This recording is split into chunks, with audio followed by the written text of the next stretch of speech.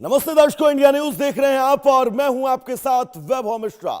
Iran की राजनीति एक निर्णायक मोड़ पर खड़ी है। सर्वोच्च नेता अयतुल्ला खामेनी के निधन के बाद अब सबसे बड़ा सवाल यही कि देश का अगला सुप्रीम लीडर कौन होगा। पूरी दुनिया की नजर तेहरान पर टिकी है, क्योंकि ईरान का सुप्रीम लीडर सिर्फ एक धार्मिक पद नहीं बल्कि देश की सबसे शक्तिशाली संवैधानिक संस्था का प्रमुख होता है। सेना, इस्लामिक रिवोल्यूशनरी गार्ड कॉर्प्स यानी आईआरजीसी, न्यायपालिका, परमाणु कार्यक्रम और विदेश नीति जैसे सबसे अहम फैसलों पर अंतिम मुहर सुप्रीम लीडर ही लगाता है। ऐसे में उत्तराधिकारी के तौर पर सबसे ज्यादा चर्चाएं अयतुल्ला खामेनी के बेटे मुज्तबा खामेनी की हैं। इसके अलावा सत्ता, प्रतिष्ठान और सुरक्षा तंत्र से जुड़े कुछ अन्य वरिष्ठ धार्मिक नेताओं के नाम भी सामने आ रहे हैं। हालांकि अंतिम फैसला ईरान की असेंबली ऑफ एक्सपर्ट करेगी, जो संविधान के तहत सुप्रीम लीडर का चुनाव करती है। लेकिन नया सुप्रीम लीडर केवल सत्ता नहीं संभालेगा बल्कि उसे कई कठिन चुनौतियों का सामना भी करना होगा। एक और अमेरिकी प्रतिबंधों से जूझती अर्थव्यवस्था, बढ़ती महंगाई और बेरोजगारी, तो दूसरी ओर परमाणु कार्यक्रम को लेकर पश्चिमी देशों का दबाव लगातार बढ़ रहा है। इजरायल के साथ तनाव, क्षेत्रीय सुरक्षा, आईआरजीसी और राजनीतिक नेतृत्व के बीच वो संतुलन कैसे बैठाता है, और जनता की आर्थिक अपेक्षाओं को पूरा करना भी बहुत बड़ी परीक्षा होगी। इसके साथ हिजबुल्लाह, हूती और अन्य क्षेत्रीय सहयोगियों के साथ ईरान की रणनीति को आगे बढ़ाना भी नए नेतृत्व की अहम जिम्मेदारी होगी। और यही वजह है कि ईरान के नए सुप्रीम लीडर का चयन केवल तेहरान की आंतरिक राजनीति का विषय नहीं है बल्कि इसका असर पूरे पश्चिम एशिया, वैश्विक ऊर्जा बाजार, अमेरिका ईरान संबंधों और क्षेत्रीय सुरक्षा पर भी पड़ सकता है। ऐसे में दुनिया की नजरें इस बात पर हैं कि ईरान की सर्वोच्च सत्ता आखिर किसके हाथों में जाएगी और नया नेतृत्व इन गंभीर चुनौतियों से कैसे निपटेगा। इसी मुद्दे पर हम देश के बड़े ज्योतिषियों के साथ चर्चा करेंगे, जो बताएंगे कि ईरान का भविष्य उनके ज्योतिष के नजरिए से क्या हो सकता है। शिवांगी निर्भय जी हमारे साथ जुड़ी हुई हैं। मैम, आपका बहुत बहुत स्वागत है इंडिया न्यूज पर। शिवांगी जी, एक सवाल सिर्फ हम और आप या फिर पूरा भारत नहीं, पूरा विश्व ये जानना चाह रहा है कि ईरान की कमान आखिर अब किसके हाथ में जाने वाली है। क्या कहता है ज्योतिष, क्या भविष्य हो सकता है ईरान का, एक बार समझाइएगा। शिवांगी जी, आपकी आवाज हम तक नहीं पहुंच पा रही है, एक बार फोन अनम्यूट करिएगा अपना। इंडिया न्यूज के सभी दर्शकों को, इंडिया न्यूज के मंच को, वैभव जी आपको राधे राधे। साम सदाशिव, जय हिंद, जय भारत।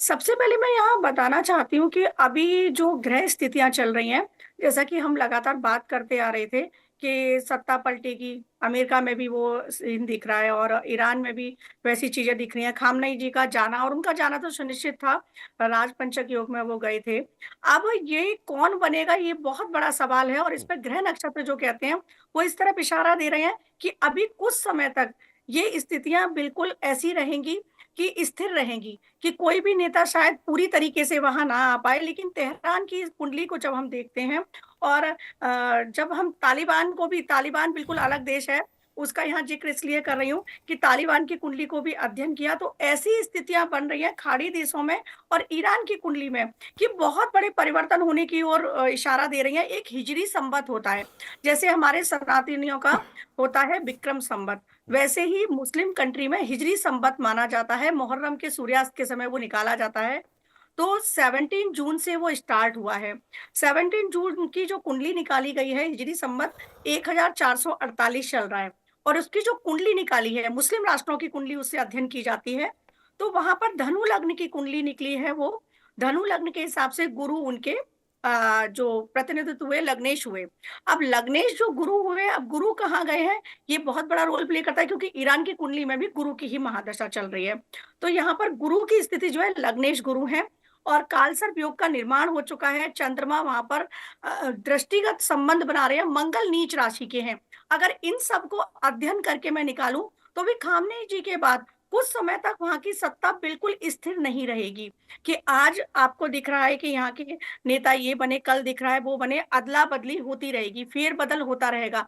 ये 2026 पूरे का मैं बता रही हूँ। 2027 में जैसे परिवर्तन होगा तो स्थिर जो वहाँ के नेता हमको मिलेंगे, वो स्थिर नेता के रूप में तब जाके मिलेंगे। अभी स्थितियाँ जैसे युद्ध की स्थितियाँ चल रही हैं, वैसे स्थिर नेता नहीं मिलेंगे, उसके पीछे कारण है कि यहाँ पर मंगल जो है ना वो नीच के हुए हैं। और नीच के मंगल का होना, मंगल सेनापति होते हैं, कमांडर होते हैं, विक्रम संवत के हिसाब से तो वो सेनापति हैं। अब यहाँ पर जो हिजरी संवत है और हिजरी संवत की जो कुंडली निकाली गई है, हम्म। उसके हिसाब से वो अष्टम भाव में चले गए। तो अष्टम भाव में जाना, हिडन सीक्रेट का वो हाउस होता है, वहां पर मंगल का जाना मतलब सेनापति जी अभी छुपते छुपाते रहेंगे। देश के जो राजा होंगे वो कहीं ना कहीं आज ये है कल वो है, जैसे मैं कह रही हूँ ऑन ऑफ की सिचुएशन रहेगी। कोई भी स्थिर नेता वहां पर सुप्रीम लीडर नहीं बन पाएगा कि स्थिर बन गए, कि ये आज मैं नाम दे दूं कि ये स्थिर हो गए, कल वो हो गए। सत्ता बार बार परिवर्तित होगी, चेहरे बार बार बदल के आएंगे। 2026 के बाद 2027 में जैसे ही हिजरी संवत बदलेगा, हिजरी संवत जैसे मैंने बताया मुहर्रम हम्म। के बाद आता है, तो वो जैसे ही परिवर्तित होगा तब जाके हमको वहां का नया सुप्रीम लीडर मिल पाएगा। अभी बदलते रहेंगे चेहरे, चेहरे बदलते रहेंगे, युद्ध की स्थितियां बदलती रहेंगी। और राशि पर जो दृष्टि डाल रहे हैं, चंद्रमा की जो दृष्टि हो रही है, तो वो भी ठीक नहीं है। और अगर आज की भी प्रश्न कुंडली की हम बात करें, आपका ये प्रश्न है, तो जी। उस प्रश्न कुंडली के हिसाब से भी स्थिर लग्न नहीं आई है, चर लग्न आई है। और जब चर लग्न आती है तब स्थितियां फेवर में नहीं होती है, कोई भी चीज स्थिर नहीं रहती है, बदलती रहती है। तो अगर इन शॉर्ट कहा जाए, वहां की सत्ता परिवर्तित होती रहेगी, लीडर परिवर्तित होते रहेंगे। लेकिन खाड़ी देशों की सबकी बात करूं तो अभी जुलाई से लेकर 26 जुलाई से लेकर बहुत बड़ा परिवर्तन भी वहां देखने को मिल रहा है। 26 जुलाई से लेकर ये 16 सितंबर तक का टाइम पीरियड है, क्योंकि इस टाइम पीरियड में ऑलरेडी आपके साथ डिस्कस किया था कि खप्पर योग का निर्माण हो जी। चुका है। वो मैं हिजरी संवत से नहीं बता रही, विक्रम संवत के अनुसार। तो खप्पर योग का जो निर्माण हुआ है, उसके आधार पे भी ये स्थितियां बन रही हैं। अब यहाँ पर एक बहुत बड़ी बात, सवाल आपका नहीं है लेकिन मेरे अध्ययन में जब रिसर्च कर रही थी तो निकला, तो मैं बिल्कुल यहाँ बताइए। बताना चाहूंगी कि उत्तर कोरिया और जो दक्षिण कोरिया है, वहां पर भी युद्ध जैसी स्थितियां मुझे नजर आई। क्योंकि मैंने स्थितियां यहाँ पर देखा, अब बांग्लादेश हो गया, पाकिस्तान हो गया, यहाँ पर सांप्रदायिक दंगे जो होते हैं वो आए दिन होते हैं। लेकिन इनके साथ ही ना आपको साउथ कोरिया और उत्तर कोरिया में भी ऐसी चीजें दिखेंगी कि युद्ध की स्थितियां बन रही हैं। सांप्रदायिक दंगे मुझे ईरान में भी होते हुए नजर आ रहे हैं।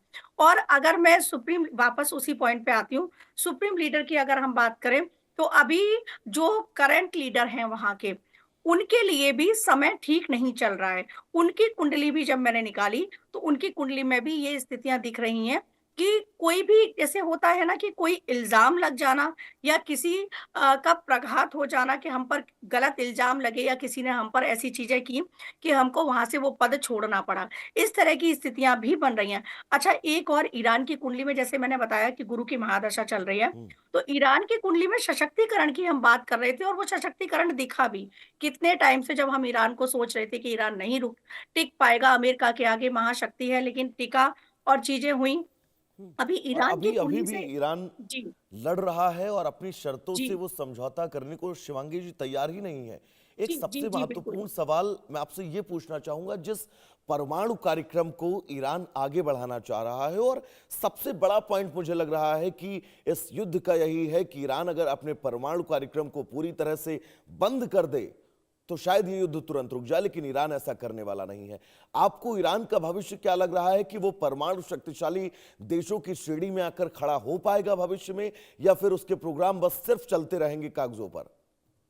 देखिए, परमाणु स्थितियां उसकी जो दिख रही हैं कि आके खड़ा हो जाए और सशक्तिकरण की तरफ बढ़ जाए, ऐसा कुछ नहीं दिख रहा। लेकिन वो रुकेगा नहीं, वो आए दिन ये सारी चीजें अपनी करता रहेगा। और जैसे मैंने अभी कहा कि वो रुकने वाला नहीं है, झुकने वाला नहीं है, ये बार बार कहती आ रही हूँ। तो वो अपनी ये सारी चीजें कंटिन्यू रखेगा। ईरान ईरान ये दिखाएगा कि मैं कमजोर नहीं हूं, और वो दिखा के ना साबित भी कर चुका है कि अगर वो कमजोर होता, छोटा देश माना जा रहा था, तो कब का वो टूट चुका होता।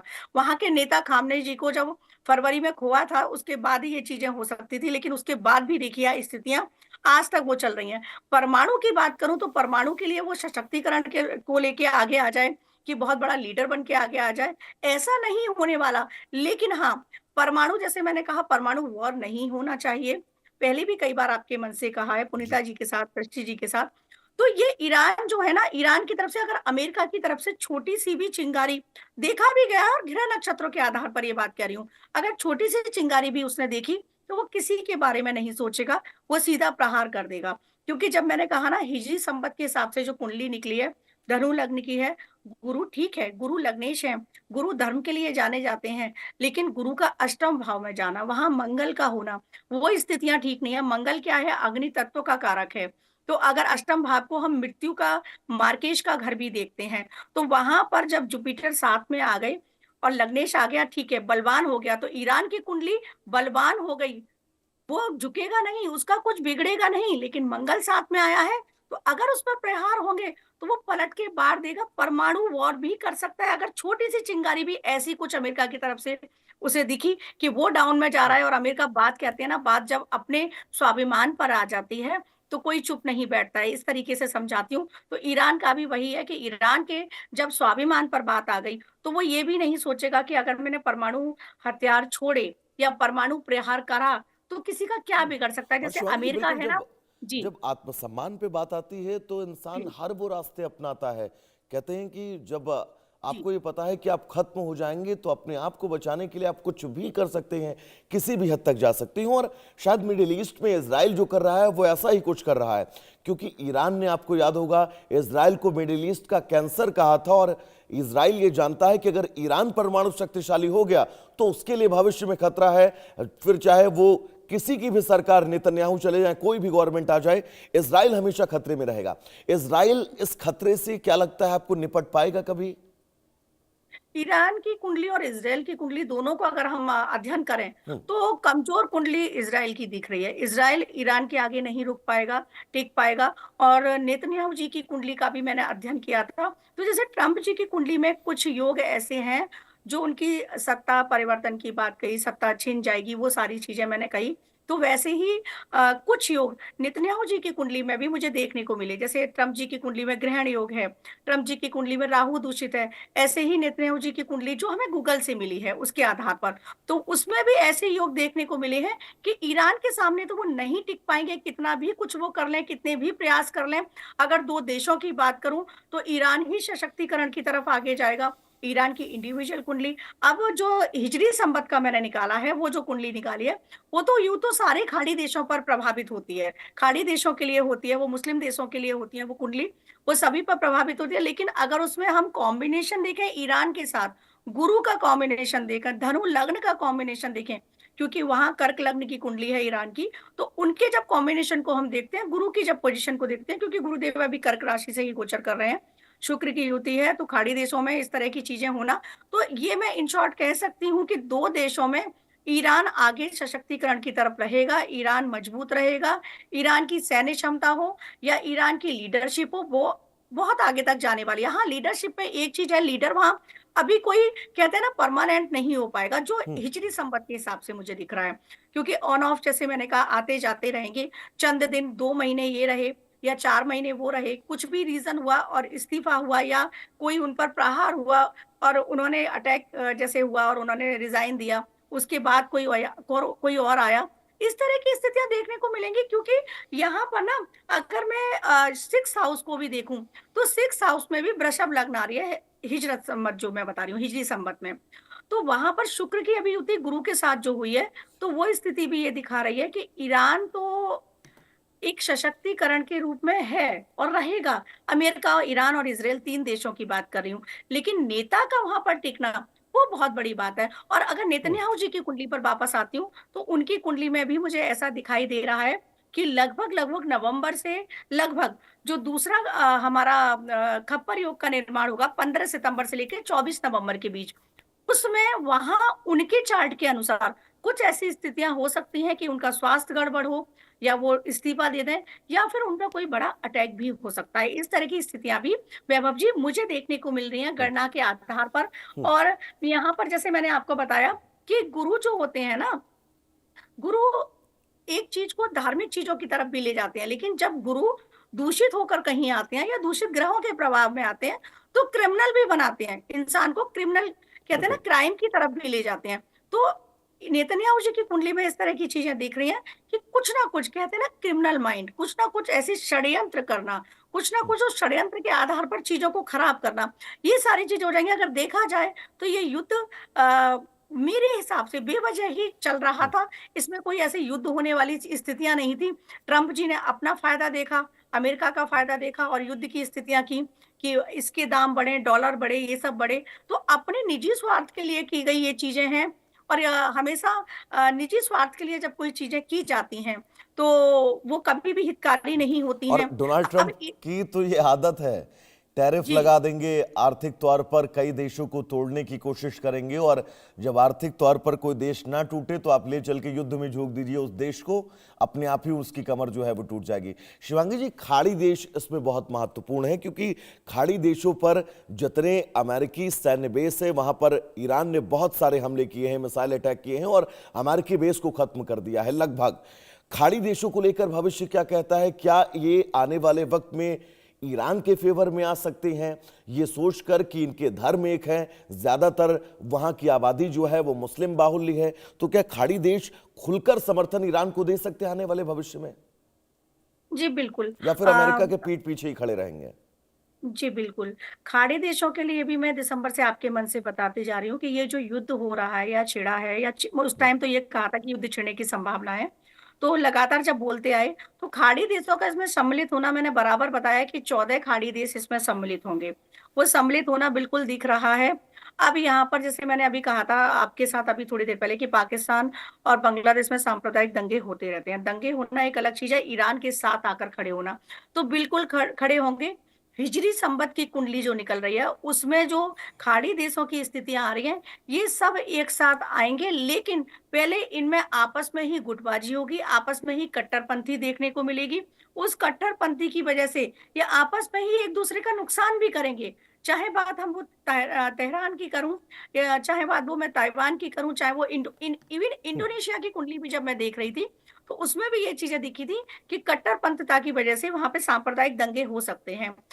एक समय पर आके 2027 वो समय होगा, जैसे ही ये मैं बता रही हूँ ना, हिजरी संवत जब बदलेगा, जी। अभी 1448 चल रहा है, जैसे ही ये चेंज होगा तो वहां पर स्थितियां बदलेंगी। अब विक्रम संवत भी जब बदलेगा तो वो दुर्मति आएगा, दुर्मति जैसे ही आएगा तो लोगों की मति मारी जाएगी। और खाड़ी देशों की जब हम बात करें, तो वहां पर मति तो वैसे भी नहीं है, बुद्धि का प्रयोग वो नहीं करते हैं।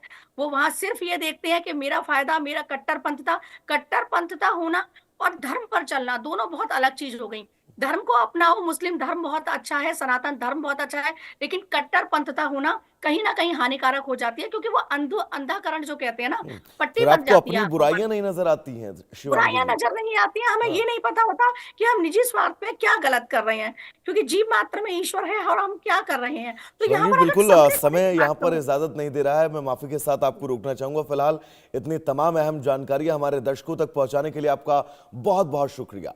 तो चलिए दर्शकों, अब आगे बढ़ेंगे। उस बीच एक बड़ी खबर आपको बता दें, आज से चीन रूस का संयुक्त